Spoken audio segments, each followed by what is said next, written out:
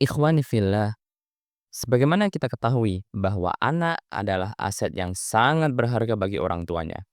Aset baik ketika masih di dunia maupun sampai nanti di akhirat. Anak yang soleh akan mengangkat kehormatan orang tuanya di dunia. Dan anak yang soleh juga akan mengangkat derajat orang tuanya di akhirat nanti. Meskipun kedua orang tuanya telah meninggal dunia. Sebagaimana yang disabdakan oleh Nabi kita dalam hadis yang diriwayatkan oleh Imam Muslim, beliau Shallallahu Alaihi Wasallam bersabda, "Idza matal insan inqata'a amaluhu illa min salasah." Jika seseorang meninggal dunia, maka terputuslah amalnya kecuali tiga perkara. Min shadaqatin jariyatin wa ilmin yuntafa'u bih wa waladin sholihin yad'ulah.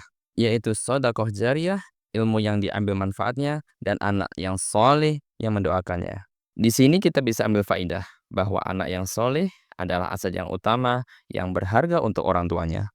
Namun, masih banyak di antara kita yang juga mendambakan ingin memiliki anak-anak yang soleh, hanya berfokus pada pendidikan yang baik, makanan yang bergizi, bahkan sampai mencarikan nafkah dengan banting tulang.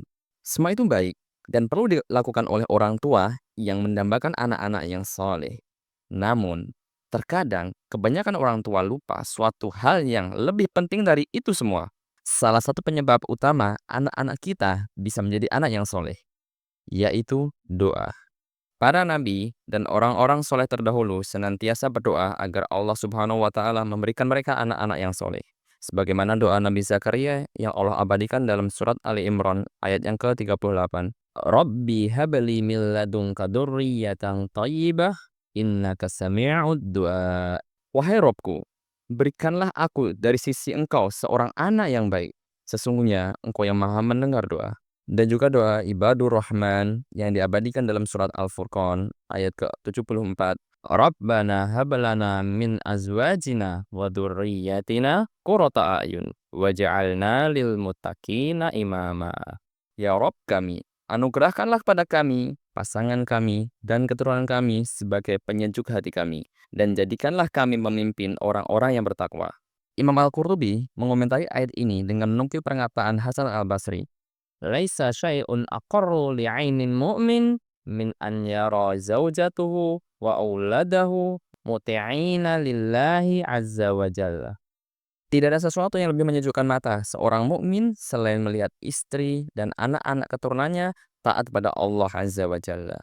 Mereka saja, para nabi, rasul, dan orang-orang soleh terdahulu pun masih mendoakan anak-anak mereka. Apalagi kita yang masih banyak dosa dan kekurangan ini. Seyogyanya kita harus lebih semangat lagi mendoakan anak-anak kita. Dan yakinlah bahwasanya doa orang tua kepada anaknya itu adalah doa yang mustajab, yang pasti Allah kabulkan. Seperti yang disabdakan Nabi SAW, "Salasu da'awatin mustajabat." Ada tiga doa yang mustajab, yang pasti Allah kabulkan. La syakka fihin, yang tidak ada keraguan di dalamnya. Salah satunya adalah da'awatul walidi, doa orang tua kepada anaknya.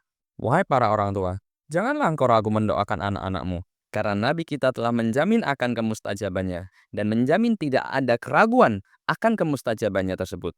Oleh karena itu, marilah kita rajin-rajin mendoakan anak kita, karena Nabi SAW telah menjaminnya.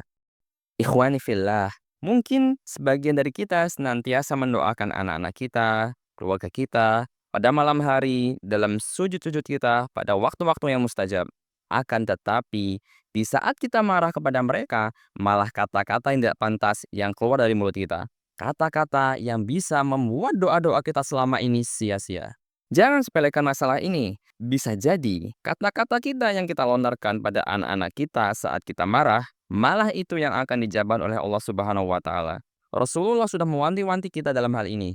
Beliau Shallallahu Alaihi Wasallam bersabda, "La tad'u ala anfusikum, wa la tad'u ala auladikum, wa la tad'u ala amwalikum, La tuwafiqu minallahi sa'atan yus'alu fiha ata'un fayasdajibu lakum. Janganlah berdoa keburukan untuk diri kalian sendiri. Janganlah berdoa keburukan untuk anak-anak kalian. Janganlah berdoa keburukan untuk harta kalian. Bisa jadi doa kalian itu bertepatan dengan waktu mustajab sehingga dikabulkan Allah Ta'ala. Oleh karena itu, hendaklah kita senantiasa menjaga lisan kita tatkala kita senang, sedih, ataupun tatkala marah. Semoga Allah Subhanahu wa Ta'ala senantiasa menjadikan kita, anak-anak kita, dan keluarga kita menjadi hamba-hambanya yang soleh.